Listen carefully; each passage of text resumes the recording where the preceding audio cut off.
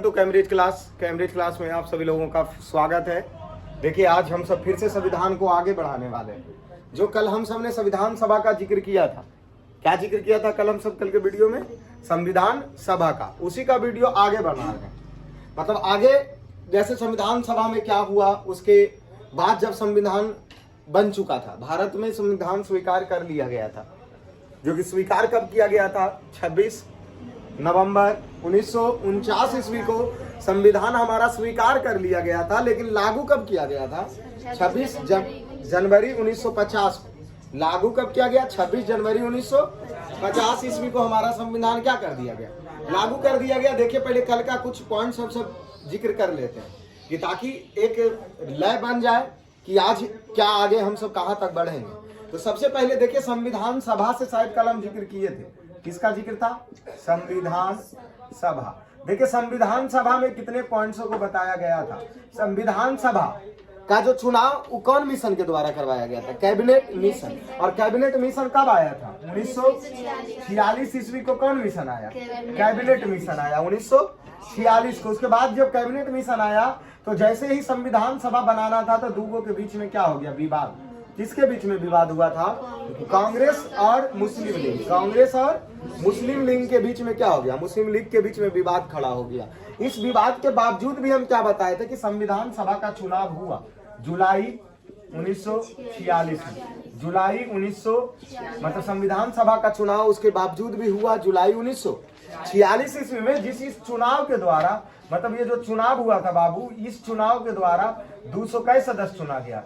299 सदस्य चुने गए। 299 सदस्य चुने गए। जो कि 299 सदस्य जो चुना गया वो किस आधार पर चुना गया था? तो विधान प्रांतीय मंडल के आधार पर चुना गया था। विधान प्रांतीय मंडल के आधार पर, जिसमें देशी रियासतों को भी जगह दिया गया था। देशी रियासतों को भी जगह दिया गया था। चलिए, ये चुनाव हो चुका है, 299 सदस्य बन चुके हैं। इस सदस्य बनने के बाद इसकी सबसे पहली बैठक, अर्थात संविधान सभा की पहली बैठक कई दिसंबर?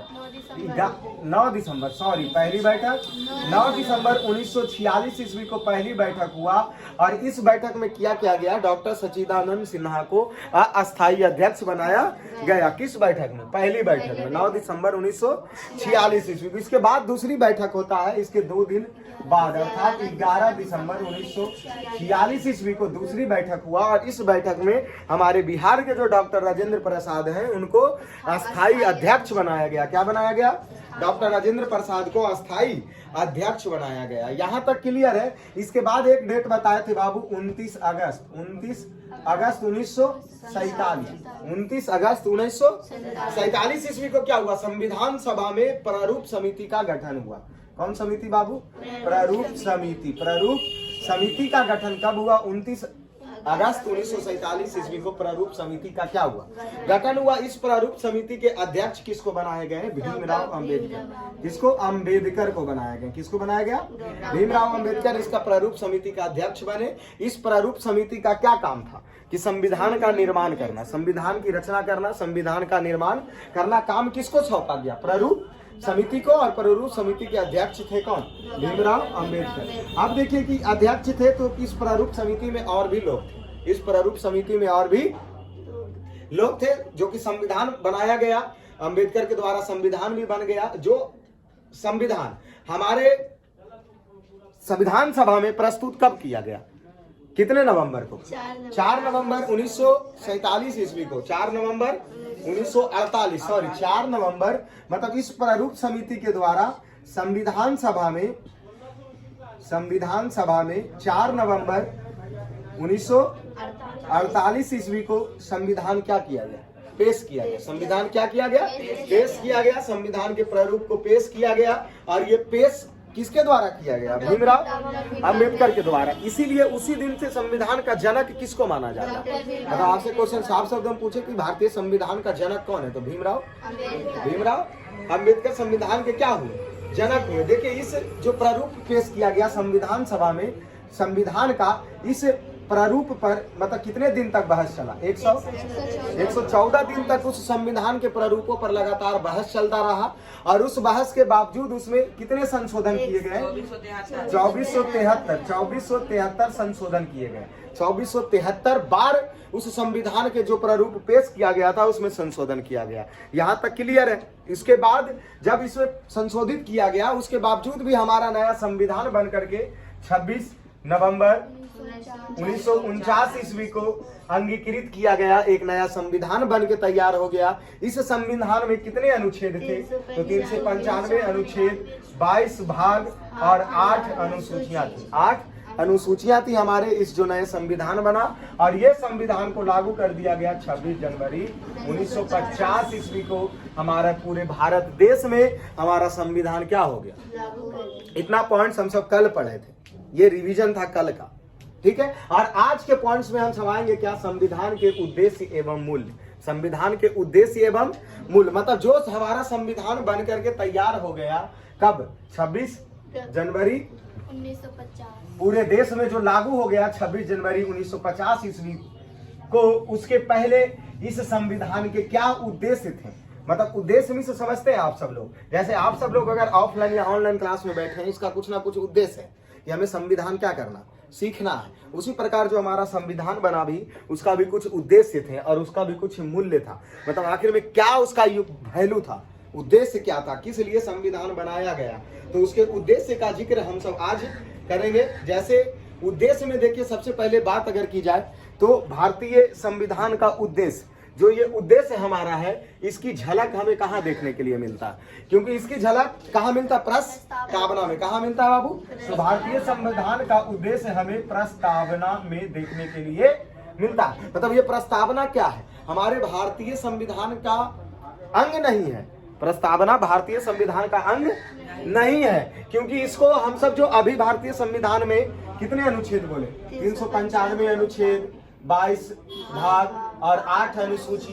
क्या यहाँ इस संविधान में कहीं जिक्र किया गया कि भारतीय संविधान में कुछ प्रस्तावनाएं हैं? नहीं है। इस प्रस्तावना में क्या देखने के लिए मिलता है? संविधान के उद्देश्य। आपसे क्वेश्चन साफ शब्दों में पूछा जाएगा महासंग्राम में कि संविधान का उद्देश्य कहाँ देखने के लिए मिलता? प्रस्तावना में। कहाँ देखने के लिए मिलता? क्या प्रस्तावना संविधान का अंग है? संविधान मतलब प्रस्तावना संविधान का अंग है या नहीं है? नहीं है। देखो ये जो संविधान का उद्देश्य है बाबू, इसके बारे में एक पॉइंट्स बहुत मजेदार पॉइंट्स है। अब ये मजेदार पॉइंट्स है क्या कि जैसे हम सब 9 दिसंबर 1946 का संविधान सभा का कौन बैठक? पहला बैठक। दूसरा बैठक 11 दिसंबर 1946 का दूसरा बैठक। तीसरा बैठक 13 दिसंबर को। 13 दिसंबर 1946 के कौन सा बैठक होता? तीसरा बैठक। इस तीसरा बैठक में संविधान के उद्देश्य जो थे उसको लागू मतलब प्रस्तुत किया गया था। संविधान के उद्देश्य को प्रस्तुत किया गया था किसके द्वारा? पंडित जवाहरलाल नेहरू के द्वारा। जो संविधान सभा की तीसरी बैठक हुई कब? 13 दिसंबर 1946 ईस्वी में इस प्रस्ताव को उपस्थित किया गया था। और इसी जो प्रस्ताव को उपस्थित किया गया इसी को बोला जाता संविधान के उद्देश्य, या इसे एक नाम और जाना जाता है। एक नाम से, क्या नाम से जाना जाता है? उद्देश्य प्रस्ताव के नाम से जाना जाता है। मतलब वो जो कहने का अर्थ ये हो रहा है बाबू कि जो तीसरी बैठक 13 दिसंबर 1946 ईस्वी को हुआ तो पंडित जवाहरलाल नेहरू के द्वारा संविधान के कुछ उद्देश्य प्रस्तुत किए गए, जिसे किस नाम से जाना जाता है? संविधान का उद्देश्य। संविधान के उद्देश्य प्रस्ताव के नाम से जाना जाता है। यहाँ तक बहुत अच्छा है। अभी देखो संविधान का उद्देश्य देखने के लिए कहाँ मिलता है? प्रस्तावना में। क्या में कहाँ मिलता बाबू? प्रस्तावना में, जो कि एक संप्रभुता संपन्न गणराज्य घोषित करता है। मतलब ये जो संविधान का उद्देश्य है वो भारत को एक संप्रभुता गणराज्य घोषित करता। संप्रभुता गणराज्य का अर्थ तुम सब समझते हो नहीं? ये जो हमारे भारत है वो एक संप्रभुता है। मतलब बहुत सारे गणराज्य मिल करके, बहुत सारे छोटे छोटे प्रांत मिल करके हमारा एक भारत बना है और उस भारत को चलाने के लिए कुछ उद्देश्य बनाया गया है। उसी को बोला जाता है संविधान के उद्देश्य या संप्रभुता गणराज्य व्यक्त किया जाता है। बहुत अच्छा। इस प्रकार देखिए भारतीय संविधान के प्रस्तावना। अब आते हैं जिक्र किस बातों पर, क्योंकि संविधान के उद्देश्य देखने के लिए मिलता है कहाँ? प्रस्तावना में। कहा मिलता बाबू?